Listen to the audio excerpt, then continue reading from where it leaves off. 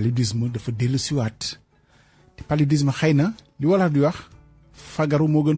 mais Sénégal soo xoolee pratiquement. ku nekk xam nañu li ñu lay laaj ak nu ñu lay utiliser mais xëy na enjeu bi toll na foo xam ne tey ku nekk war nañ ko dooleel ñooñu exercer seen métier xëy na am na ay contraintes ni médecins yi demee ba débordé ñu jàpp ni médecins yi doyul médecins yi matul spécialisation yi peut-être manqué na gox yu bëri amuñu yenn spécialisation léegi est-ce que lii gàttandu nañ ko ba quand même ñu xam ne ñu ngi dem ci wàllu santé communautaire engagement communautaire bi fexe ba personnel boobu équipe yooyu doy mate li nga xam ne nii moom la ñuy def ak ñoom ay jumtukaay yoo xam ne moom lañ koy defee. waaw kii bi personnel boobu rek comme ni ko waxee même Sénégal soo xoolee par rapport personnel qualifié tamit il y a toujours vraiment un déficit. Bien sûr. Vraiment personnel qualifié léegi nag pour ñu combler gap boobu léegi nag il faut que tamit ñu rabattre si les acteurs communautaires de santé donc ñooñu tamit il faut que tamit ñu assurer leen vraiment seen formation initiale. aussi mooy formation bu njëkk bi au moins ñu am le minimum de bagage yu ñu war a am maintenant le reste nag c'est la formation continue parce que acteurs communautaires yi fon ñu liggéey sous la supervision du personnel qualifié. ñi ñuy formé université Alioune Diop de Bambey ñooñu ñan lañu agent de santé communautaire yi la. non ñooñu parce que am na ñoo xam ne ñoom dañoo am formation universitaire boo xam ne sax dañ leen di former après dañ leen di utiliser aussi ci circuit bi. waaw ñooñu noonu ñu génnee université Alioune ñooñu nekkuñu agent de santé communautaire. ñooñu vraiment sont des diplômés ou bien si je peux m'exprimer ainsi ñooñu dañoo am seen diplôme. en santé communautaire. donc ñoom nekkuñu agent de santé communautaire. agent de santé communautaire moo nekk koo xam ne si askan bi la bàyyee ko. askan bee ko choisir. d'accord léegi système de santé bi formé ko. ñooñu moom seen formation nag mooy santé communautaire ñoom dañu am seen diplôme am na ñu am seen licence seen master. et même année yi passé sa Université Bambey mu ngi former ay doctorat en santé communautaire. te actuellement tamit ñu ngi dans tous les niveaux de la pyramide sanitaire même soo demee au niveau du ministère de la santé ñu nga fa soo demee si régions yi les directions régionales de la santé da nga leen fa fekk soo demee tamit dans les districts sanitaires da nga leen fa fekk. te ñooñu aussi vraiment il faut que tamit système bi aussi vraiment te état bi tamit def na ay jéego yu am solo parce que actuellement université bi bañ ko doon créer dans les années 2005 2006 yooyu. donc maintenant les premières promotions dañoo rencontré woon des difficultés pour avoir un corps d'accueil dans la fonction publique. mais depuis presque 2018 2019 yaakaar naa problème boobu rek la léegi am nañ sa même un corps d'accueil dans la fonction publique. ñenn ñi fonction publique moo leen di fay ñenn ñi tamit waaye ministère ñoo leen di fay ak ONG yi. donc ñoom vraiment mën na leen a ranger comme dans la catégorie des infirmiers le personnel qualifié du système de santé. docteur évaluer ngeen impactu engagement communautaire agent yi nga xam ne ñu engagé woon ci comme ni ma ko waxee Covid parce que moo fi mujjee jaar ci lu nit ñi di gën a fàttaliku te xam nga xëy na jamono dox na ba fan yu mujj yi yaa ngi gis bu débat amee ci xaalisu Covid ba. ñu naan lu tax ñu joxoon diw xaalis te yàlla xam na ne xëy na bu ñu fàttalikoo engagement communautaire moo doon tekki ni fi ñu doon def du woon rek ci médical ci kiy bind garab pour ñu faj nit. parce que jàppoon nañ ni loolu génneetuñu ci woon engagement communautaire moo ñu ci doon génne est-ce que évaluer nañu apportu agent yi nga xam ne ñu engagé woon yëpp ci engagement communautaire bi ak lan lañ ci jàppee comme njëriñ. oui engagement communautaire bi moom pratiquement soo xoolee tous les pays africains suñu génnee si Covid boobu c'est grâce à l'engagement communautaire parce que nous vraiment tollaguñu suñu hôpitaux yi tollaguñu comme lu pays développé yi am. donc ñu bëri dañoo yaakaar ne même soo seetloo si début Covid bi. c'était uniquement le personnel qualifié qui assurait vraiment la gestion. Tout à fait. Mais au fur et à mesure parce que tamit personnel qualifié am na fu ñuy toll. aussi ñoom tamit duut mën a gérer donc là il faut que l'action communautaire ñu accompagner ñu.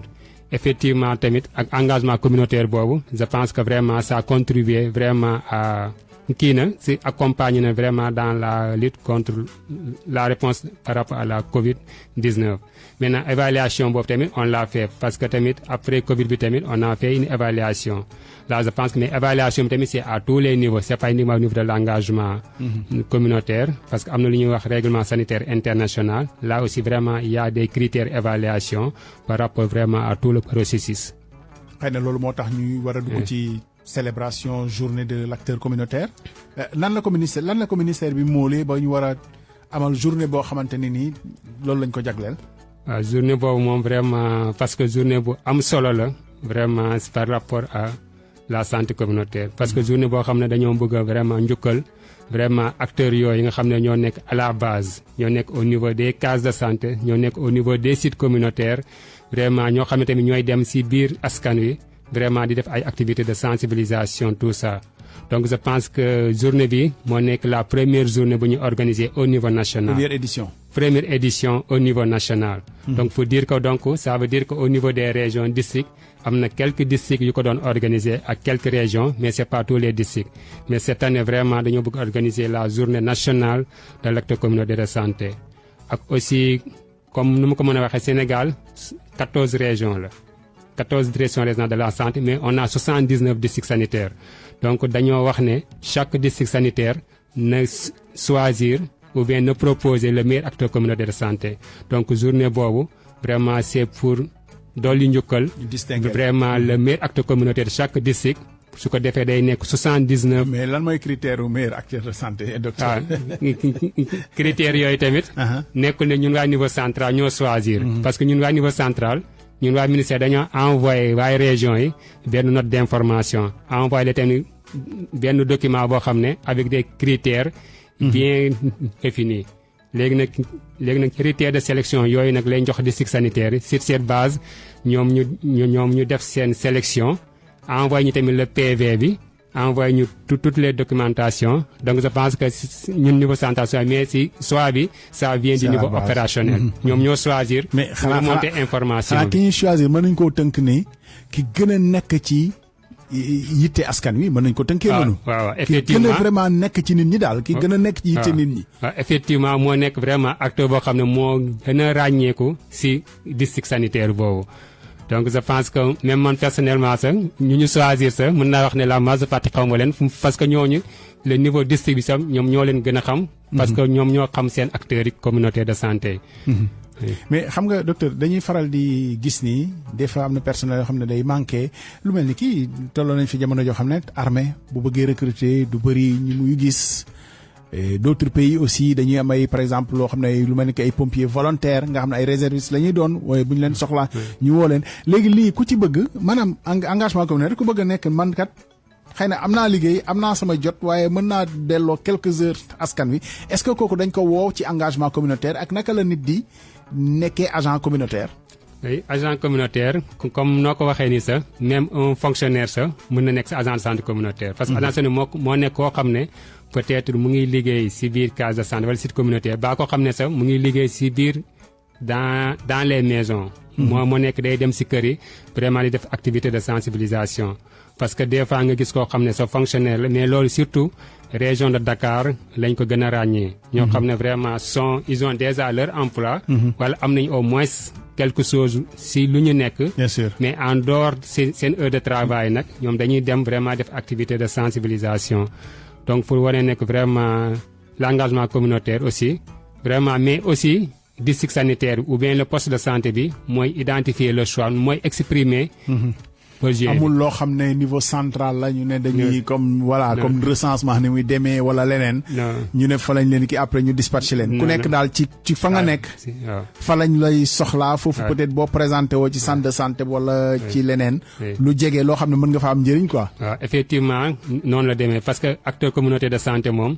poste de santé bi wala centre de santé bi mooy exprimer le besoin ne man soxla naa peut-être benn relais wala soxla naa benn bàjjenu gox wala ñaari bàjjenu gox wala soxla naa benn dispensaire de soins à domicile. maintenant su exprimer le besoin nag léegi nag dañuy bàyyi askan wi nag ñoom ñu choisir si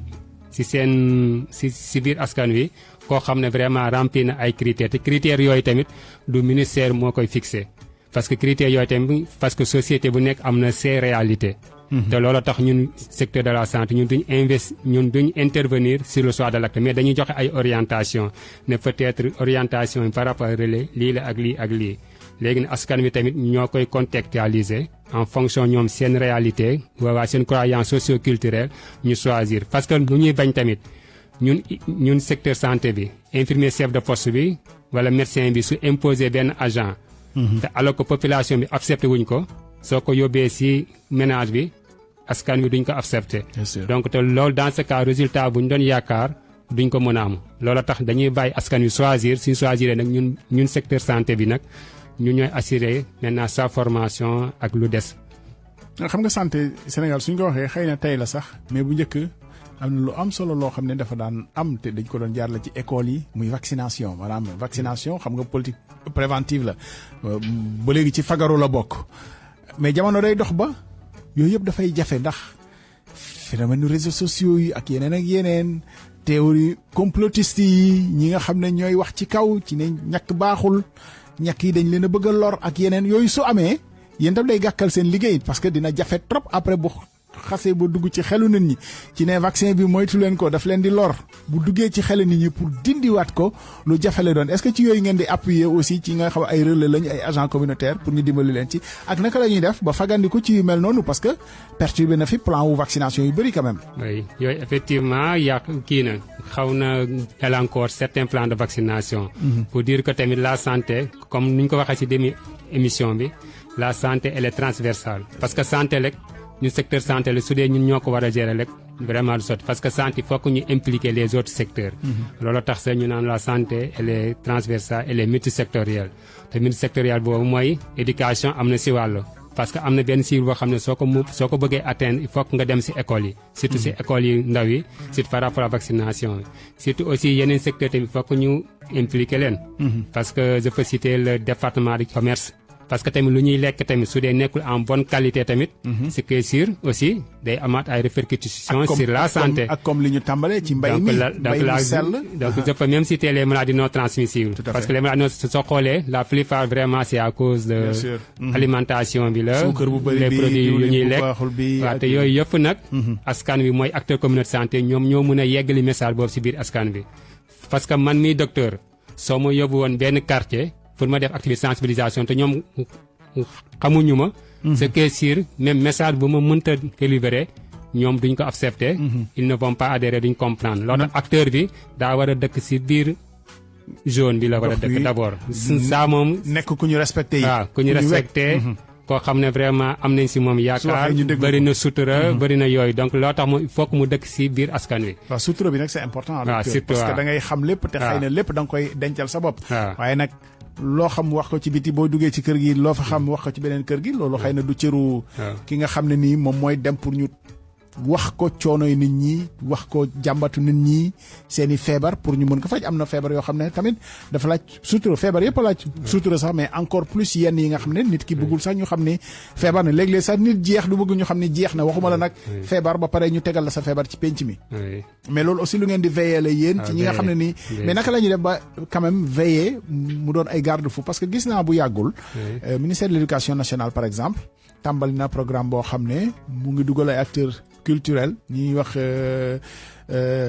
rappeurs yi culture urbaine voilà pour que ñu am yenn message yoo xam ne nañ ko jàllale hors les murs en fait ci jàngale suñu taarix ak yooyu am na léegi ci éducation nationale programme bu bees la bu ñu tàmbali mais naka la ñuy def yéen ñi nga xam ne aussi ci wàllu santé ngeen di liggéey te xam ne am na personnel d'appoint yoo xam ne soxla ngeen leen pour que ñu jàppale leen ci sensibiliser vulgariser nekk ci prévention bi waaye nag ñu bañ a xët charte yi nga xamante ni moom moo lal lii médical parce que finalité bi médicale la. oui finalité effectivement médicale la mais aussi on a un dispositif vraiment alerte am na aussi au niveau du ministère de la santé. surtout par rapport aux réseaux sociaux yi. comme soo xoolee au niveau du ministère de la santé am na benn service yoo xam ne moom mooy responsable de tout ce qui est information communication sensibilisation. mooy le service national. SNEIPS. donc ñooñu vraiment am nañ même un centre boo xam ne c'est un centre de veille vraiment pour au moins ñu mën a anticiper vraiment sur les fausses informations ak rumeurs yooyu. mais naka ngeen di doxalee seen journée de l'acteur communautaire bi au-delà de ràññee bi xam naa ni journée wu waxtaan lay doon évaluer lay doon aussi document stratégique yi nga xam ne ni moom moo am pour tënk secteur bi. oui journée boobu moom vraiment ce sera la journée bu nga xam ne vraiment acteurs yi moom yàgg nañ ko xaar. loolu moom surtout journée nationale bi donc la première édition bi te journée boobu vraiment bëgg nañ si vraiment récompenser les meilleurs acteurs communautaires de santé bu chaque district sanitaire. parce que loolu suñ ko defee rek dañoo bëgg vraiment chaque district sanitaire tamit au moins ñu am au moins nga xam ne. À partir de l'année prochaine, dans chaque district sanitaire, dans chaque région, nous récompensons vraiment les meilleurs acteurs. Parce que la plupart acteurs tamit aussi soo xoolee ñoom amuñu peut-être une motivation ou bien une rémunération qui est stable. Donc ñoom aussi seen motivation bi yëpp surtout bien vrai que motivation financière mais aussi une reconnaissance vraiment par l'institution. Je pense que c'est une valorisation te aussi journée boobu tamit dinañ si profité waale vraiment aussi tamit pour montrer vraiment luy acteurs communautaires yi di santé di def ci biir système de santé bi donc dina am tamit benn petite kii bu ñuy partager pour wane vraiment ce qu'on a fait par rapport à la santé communautaire.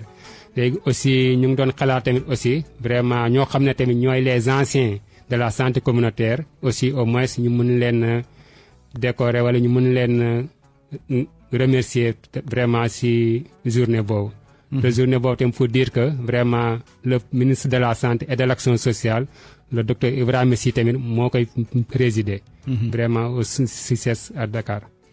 docteur waa kër docteur yëpp déggoo nañu ci ne quand même santé bi bokk nañ ko sax ak ñeneen parce que li gën a sonal àdduna bi ci jamono yu mujj yi zoonose la yi nga xam ne feebar yoo xam ne day jóge ci malade di wàll nit. parce que loolu jaaxal na àdduna bi yëpp tey. ñu dippee ko si One Health. nga xam ne ñun ñëpp ñoo bokk wér-gu-yaram yëpp am lien wér-gu-yaramu gàncax gi parce que gàncax gi amal na nit ki njëriñ amal na mala bi njëriñ mala bi amal na nit ki njëriñ waaye mën na ko indi lor tamit yooyu yëpp tamit naka lañ ci tàggatoo ba nit ñi am sensibilité wu ci ne xëy na fonk nit fonk gàncax tamit bokk na ci fonk lépp luy dund parce que yëpp xëy na mën nañoo amalante njëriñ suñu biir waaye nit nag moom dafa jàpp ni rek moom rek moo am xelu boppam moo gën a muus yeneen ñëpp te xëy na moom rek moo ëpp njëriñ ci kaw suuf loolu naka la ñuy def. waaw loolu moom parce que entre docteur ak vétérinaire yi c'est réglé waaye nag léegi naka la ñuy def ci la famille globalement fexe ba lépp mat ci wàllu boobu te ñu dippee ko One Health. waaw One Health boobu vraiment dinaa seetlu wax parce que soo xoolee tamit ça renvoie surtout à la multisectorialité. Je pense qu'il y a la santé humaine. mooy wërgu yaramu nit ñi. doomu aadama aussi doomu aadama aussi.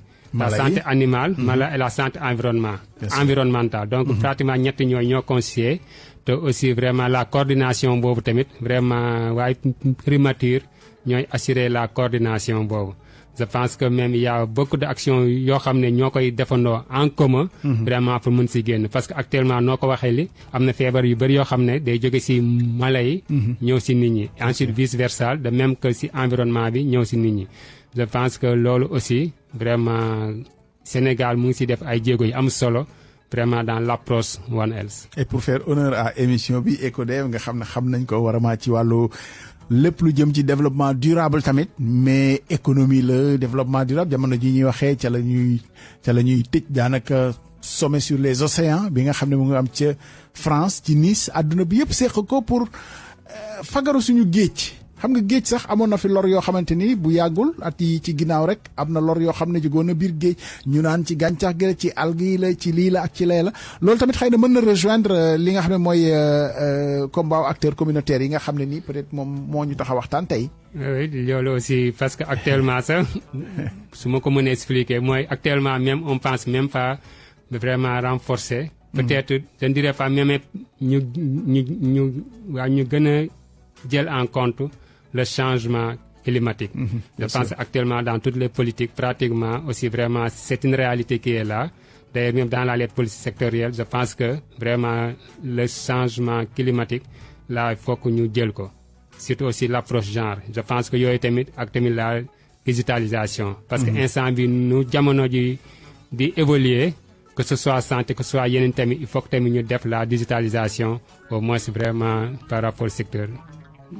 mais docteur bu ñu doon souhaité quand même ci wàllu santé bi parce que bon évidemment foog ñu wax ci tuuti gis nañu barki démb conseil des ministres premier ministre mu ngi naan bëgg na ñu quand même améliorer conditions d'accueil ci service d'accueil et d'urgence maanaam li ñuy tuddee ñun urgence yi conditions d'accueil yi ñu améliorer ko parce que loolu xëy na bokk na ci buntu faj nit ñëw am loram ñu dalal ko ci dal bu dal léeg-léeg dañu dalal nit ci fitna ak ci xët-xët te loolu xëy na mën na yokk sax mën na yokkal nit ki jàngoro wala sax mu tëj xel mi ba xëy na faj bi ñu bëggoon am ci moom duñu ko am loolu mais loolu naka lañ koy def comme nag mënumaa dindi mbalaanu ministère de la santé bi loolu naka lañ koy defee.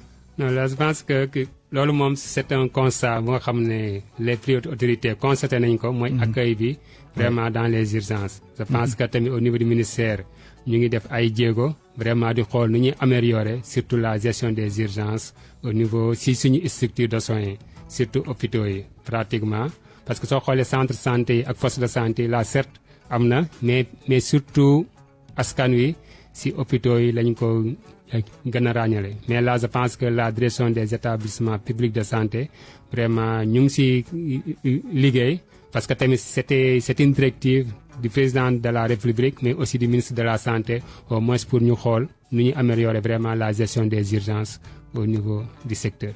mais est-ce que ak acteurs communautaires yi est-ce que c'est équitablement réparti maanaam fii Sénégal Dakar am lépp dans les régions est-ce que c'est équitablement réparti est-ce que yooyu sax ñu ngi ciy xalaat aussi pour gox yëpp am ko matale ko même si expliqué woon nga dañoo bëgg nit ñi ciy engagé wu di jóge ci gox-gox di jóge ci gox yi ci seen bopp. waaw tamit acteur communautaire moom soo xoolee nombre bi tamit comme ni ma la ko waxee rek acteur communautaire yi moom Dakar moom fi la poste de santé chaque poste de santé yow yaay wax ne man soxla naa tant de acteurs communautaires soxla naa nangam léegi su soxlaa tamit te ñooñu généralement tamit état bi du leen fay askan wi moo leen di fay donc loolu tax nag mais aussi soo xoolee comme que région yi ñoom ñëpp du point de vue population askan tolloowuñu donc Dakar soo xoolee pratiquement moo ëppale ay acteurs communautaires. Dakar Thiès Diourbel mais yeneen régions yi tamit am nañ ay acteurs communautaires mais aussi am na ay régions yoo xam ne des fois tamit pour nga gis koo xam ne dina nangoo nekk acteur communautaire bariwul. donc peut-être je ne vais pas citer de région. mais comme soo xoolee la région de Kédougou ak or yi am na acteur communautaire yoo xam ne. dañuy préférer dem liggéey ci or bi donc là parce que peut-être foofu moo leen ëppal ay avantages mais yooyu yëpp vraiment ça dépend ci région yi même soo demee ci benn région tamit ça dépend aussi ci biir district sanitaire bi mais aussi pour dire que tamit même soo xoolee le cas du Sénégal tamit jigéen ñi ñoo ëpp góor ñi ci acteur communautaire de santé bi et là vraiment ça s'explique tamit. xëy na docteur solo waxtaan wi am na ku ñuy déglu ne man ndekete ñii man mën naa joxe quelques heures de mon temps pour engager wu au service de la communauté je pense engagement communautaire mën nañu ko jàppee noonu le plus expliquer que le plus simple moom engagé wu rek pour la communauté xëy na nag am na façon yu bëri am na sur le plan de la santé mais engagé wu sax pour la communauté ci wàllu setal gox yi toppatoo gox bi def gor garab yi nga xam ne peut-être mën nay lang ba nekk risque bu nit ñi jàppale ci mairie bi yooyu yëpp engagement communautaire la je pense. effectivement yooyu yëpp engagement communautaire la parce que soo xoolee tamit même si biir Covid bi noonu am na vraiment des autorités que ce soit religieuses coutumières ñoom ñëpp vraiment joxe nañ ils ont participé vraiment par un engagement communautaire. donc engagement communautaire la mooy en dehors sa même ñuy système di utiliser ñoo xam ne tamit vraiment dañuy def dara ci seen biiru askan wi donc loolu vraiment mooy engagement communautaire. je pense que le Sénégal moom vraiment kenn du ko kii ci loolu parce que ñun xam ne waa par nature dañu am vraiment des kii de solidarité. donc su dara xewee rek askan wi ci boppam sa mooy njëkk a jóg sa avant vraiment les institutions di ñëw.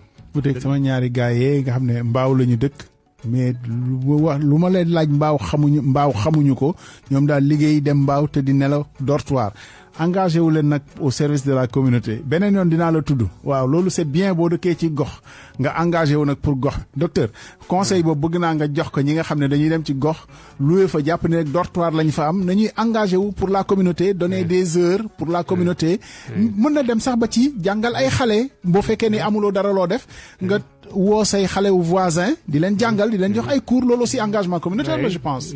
waaye yëpp ci engagement communautaire la peut-être même soo nekkee fonctionnaire nga nekk si benn gox. même samedi dimanche soo deful dara peut-être yow en fonction sa domaine de compétence bu ngay liggéeyee mën nga dem nga dimbali la sa askan. su fekkee koo xam ne vraiment c'est dans le cadre santé nga nekk pourquoi pas par samedi dimanche même soo deful dara nga dem si benn kër seeti laajte su fekkee am na benn mag wala benn kii nga toog waxtaan ak moom. loolu lépp xarmat yee ko yàq nga daal ko jox ay conseil non même su fekkee kii bi sax même su fekkee vraiment ñoo xam ne tamit il faut faire des actes de solidarité comme aussi même les kii bi même les comités de salubrité bi ay samedi dimanche vraiment ñun nettoyer seen gox parce que santé tamit ak set ñoo ànd. bien sûr yooyu yëpp vraiment sont des activités vraiment d'engagement communautaire.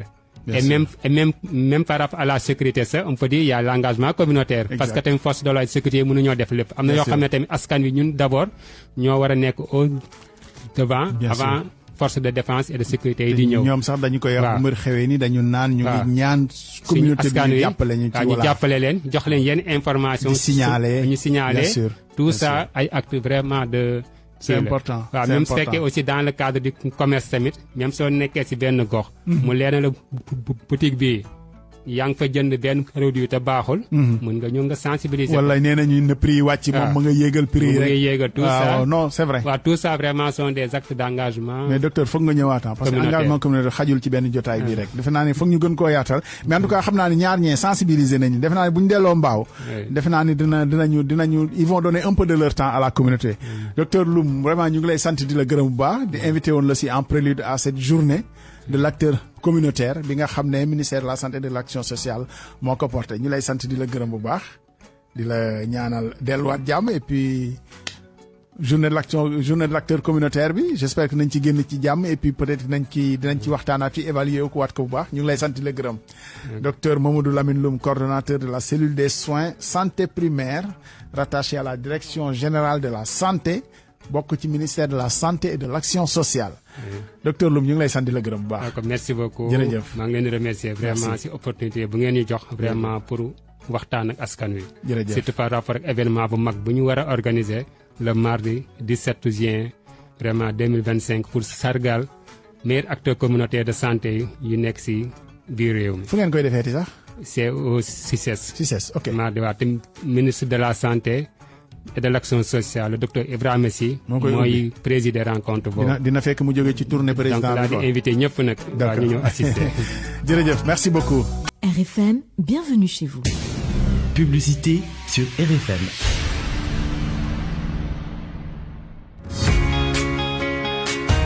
aajo boo mënti am Tic Tac Plus via Orange Money dina la ko fajal ci sutura te doo ci am benn stress ak prêt dalee ko 51 000 francs ba 500 000 francs lii yëpp ngir gérer say imprévu muy dépense scolarité mbaa beneen soxla Tic Tac Plus mooy waaja xoolal ndax éligible nga ci offre bi dox daje ci biir application bii di Maxit wala ci Jazz